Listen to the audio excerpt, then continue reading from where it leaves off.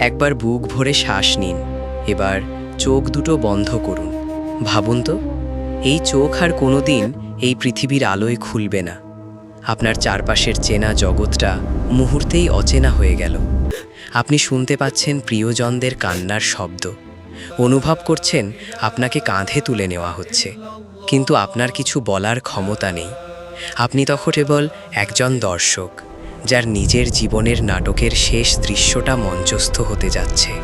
আপনার যে শরীরটাকে আপনি এত যত্ন করতেন, আজ তাকে শেষবারের মতো ধুয়ে মুছে পরিষ্কার করা হচ্ছে। সাদা রঙের এক টুকরো কাফন, এটাই আপনার আজকের রাজকীয় পোশাক। আপনাকে নিয়ে যাওয়া হচ্ছে সেই গন্তব্যে যেখান থেকে কেউ কোনোদিন ফিরে আসেনি।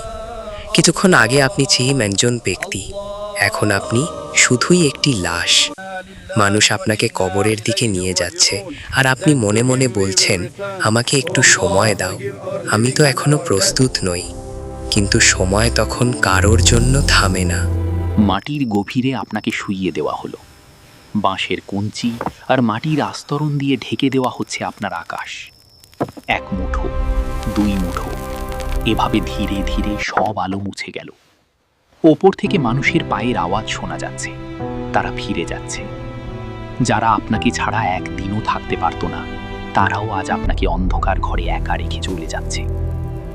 কবরের সেই নিস্তব্ধতা আপনার কানের পর্দায় ধাক্কা দেবে। আপনি একা, সম্পূর্ণ একা।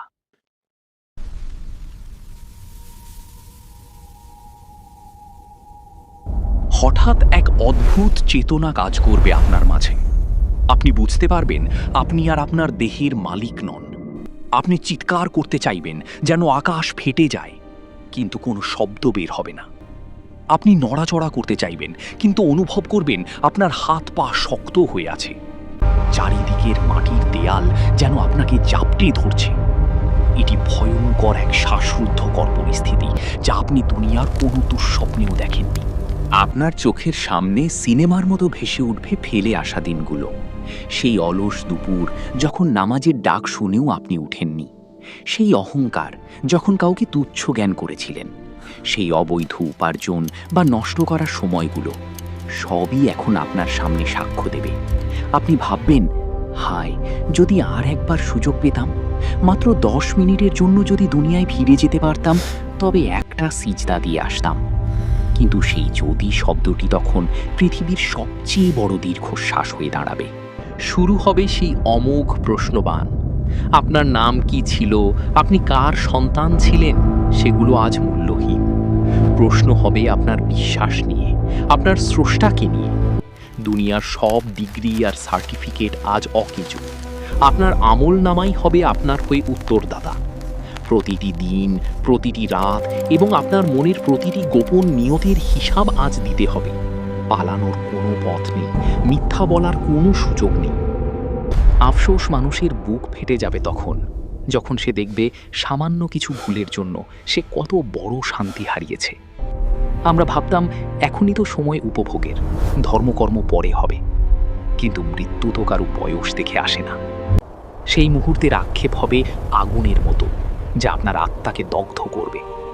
আপনার সঞ্চিত অর্থ, গাড়ি, বাড়ি কিছুই আপনাকে সেই নিঃসঙ্গতা থেকে বাঁচাতে পারবে না।